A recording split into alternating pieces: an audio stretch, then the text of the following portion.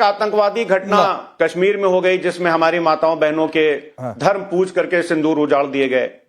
उसके बाद में दिल्ली में विस्फोट हो जाता है और नहीं फराज किदवई साहब, माफ करिए सर, हम लोग मैं 5 मिनट से आपके पास हूं, पिछले 5 मिनट से, लेकिन शादाब शम्स नहीं सर। फराज किदवई, आप दिक्कत, मैं आपकी बात समझ रहा हूं, आप बड़े भले मानुस हैं, आपको ये निवाला ना निगलते बन रहा है ना थूकते बन रहा है, आपको ये नहीं समझ में आ रहा है कि नेता तो बोलकर चले गए, मैं कैसे डिफेंस करूं।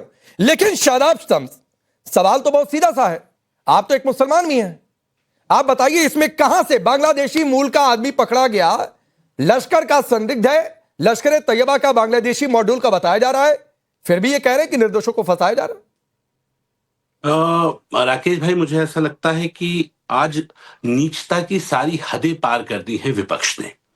कांग्रेस के नेता, सपा के नेता बड़ी बेशर्मी के साथ ये कह रहे हैं कि आतंकवादियों के ये साथ खड़े हैं, और इनका जो जितना मैं समझ पाया हूं आपके चैनल के माध्यम से, ये बताने की कोशिश कर रहे हैं कि कहीं चुनाव आता है तो वहां आतंकवादी बॉम्ब ब्लास्ट होते हैं, यानी कि हमारी एजेंसियां, हमारी सरकारें अपने आप अपने क्षेत्रों में बॉम्ब ब्लास्ट कराती हैं, इन आतंकवादियों को खड़ा करती हैं, और ये बेचारे मासूम आतंकवादी जिनके मोहब्बती हमारे देश में मौजूद है, आपके चैनल पे जो सामने खड़े होके ये बातें कर रहे हैं, ये इनके लिए हमदर्दियों की अपनी फुहारियां छोड़ते हैं। ये इससे घटिया और मैं कहता हूं नीचता वाली राजनीति नहीं हो सकती।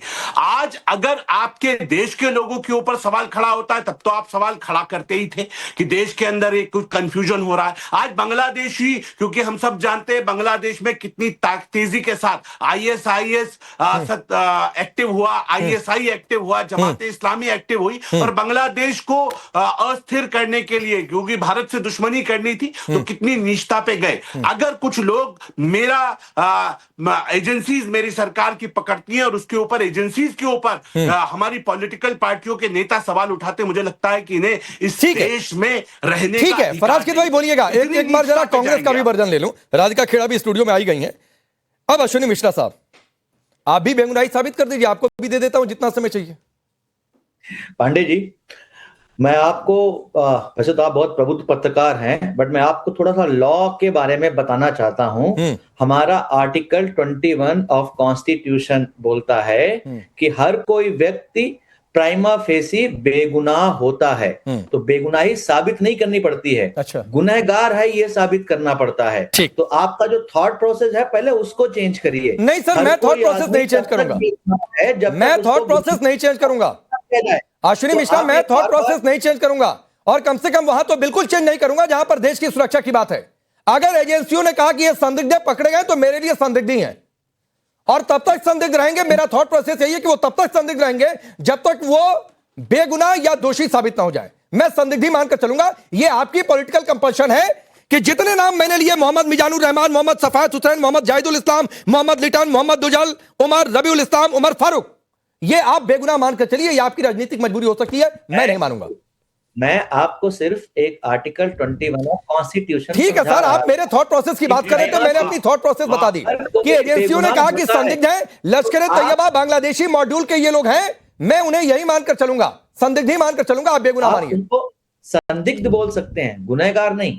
आप संदिग्ध बोलिए। तो मैं क्या बोल रहा हूं? हमसे बोल रहे हैं हम बेगुनाही साबित करें। अरे बेगुनाही तो बाय डिफॉल्ट हमारा कोड बोलता है, हर कोई। अरे अश्विनी मिश्रा, आपकी पार्टी के सांसद आकर कह गए ना कि निर्दोषों को फंसाया जा रहा है। नहीं मैं डिबेट कर रहा होता, ये अबू आजमी इमरान मसूद ने नहीं बोला होता, ये डिबेट नहीं हो रही होती, मामला आता अदालत में जाता, कल को जो फैसला आता वो मानते।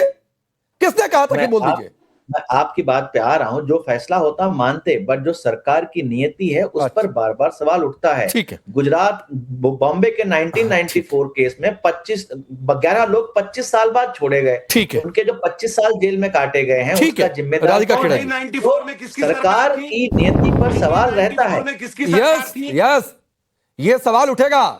असली सवाल के समय नेटवर्क ही चला गया अश्विनी मिश्रा का कि 93 जिसकी बातचीत करते हैं, जब ये लोग पकड़े गए थे, जिसका मुंबई बंद धमाकों की बात कर रहे हैं, किसकी सरकार थी? लेकिन राधिका खेड़ा, ये संदिग्ध बांग्लादेशी लश्कर तैयबा टेरर मॉड्यूल के ये लोग हैं। यहां पर दोनों लोग कह रहे हैं कांग्रेस सपा की ओर से कि नहीं साहब, कैसे दोषी मान लें? सभी को नमस्कार। राकेश जी, अगर कोई संदिग्ध है तो कार्रवाई होगी, अगर दोषी नहीं होंगे तो छोड़ दिए जाएंगे।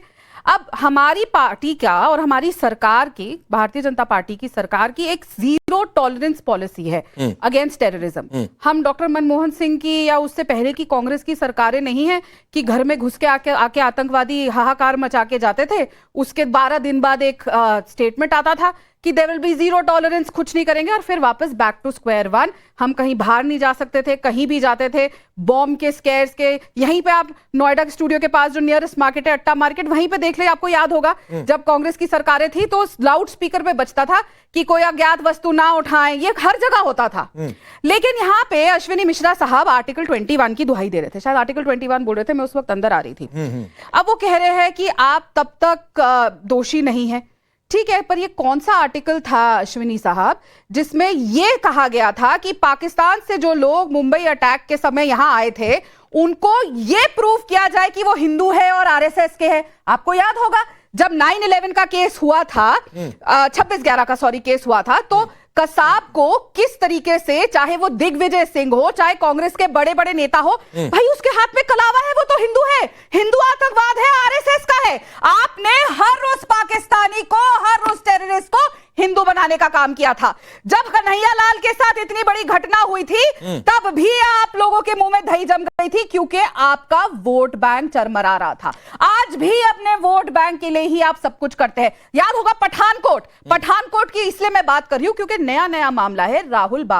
राहुल गांधी इनके नेता अभी एक आदमी से मिले हैं जिसका नाम है मोहम्मद दीपक। अरे रुको ना, मोहम्मद दीपक से मिले राकेश जी। अब वो मोहम्मद दीपक कौन है, उसका नाम क्यों ले रही हूं? मोहम्मद दीपक से कहा कि भैया वो तो मुसलमान के लिए खड़ा हो गया। राहुल गांधी ने कहा मैं उसकी जिम की मेंबरशिप लूंगा, स्वरा भास्कर ने कहा हम जिम की मेंबरशिप लेंगे। अब यही मोहम्मद दीपक ने अपने फेसबुक पे लिखा, जब उससे डाला एक वीडियो जिसपे उससे पूछा गया कि भाई जब पठानकोट में इंसिडेंट हुआ, लोगों की पैंट उतार के पूछा गया, देखा गया कि तुम हिंदू हो मुसलमान, तो उसने कहा तो औरतों के साथ क्या किया गया था?